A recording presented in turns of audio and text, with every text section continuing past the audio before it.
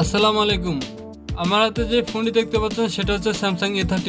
এই ফোনটা মূলত হাফ শট। এই ফোনগুলো বেশিরভাগ ক্ষেত্রে আপনার নেটওয়ার্ক সেকশন থেকে শটিং হয়। Samsung A30, A50, A20।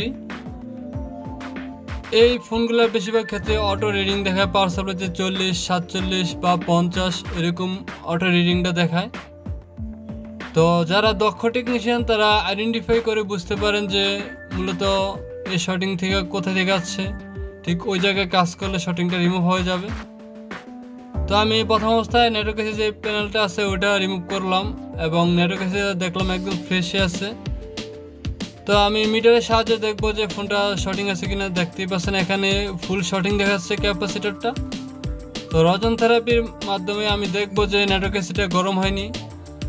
অনেক সময় দেখা গেছে নেটওয়ার্ক এসি গরম হয় না, বা অনেক সময় দেখা গেছে হালকা গরম হয়। তো নেটওয়ার্ক এসিটা রিমুভ করার পরে শটিংটা চেক দিলে ভালো হয়। তো দেখেন হালকা গরম হয়, হালকা গরম হচ্ছে নেটওয়ার্ক এসিটা। তারপর আমি বারবার আইডেন্টিফাই করে দেখবো যে আসলে নেটওয়ার্ক এসিটা গরম হয়নি, কনফার্ম হয়ে নেব।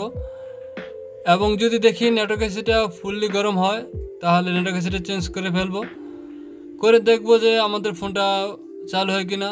তো আমি কনফার্ম হওয়ার জন্য আরেকবার পাওয়ার সাপ্লাই দিয়ে দেখতেছি যে নেটওয়ার্ক এসিটা গরম হচ্ছে কিনা। আমি কনফার্ম হয়ে নিলাম যে নেটওয়ার্ক এসিটা গরম হচ্ছে। দেখতেই পাচ্ছেন রজন থেরাপিতে দেখা যাচ্ছে হালকা গরম হচ্ছে।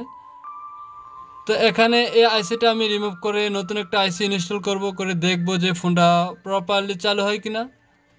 তো দর্শকের ভিডিওটি দেখবেন, ইনশাল্লাহ ভালো লাগবে।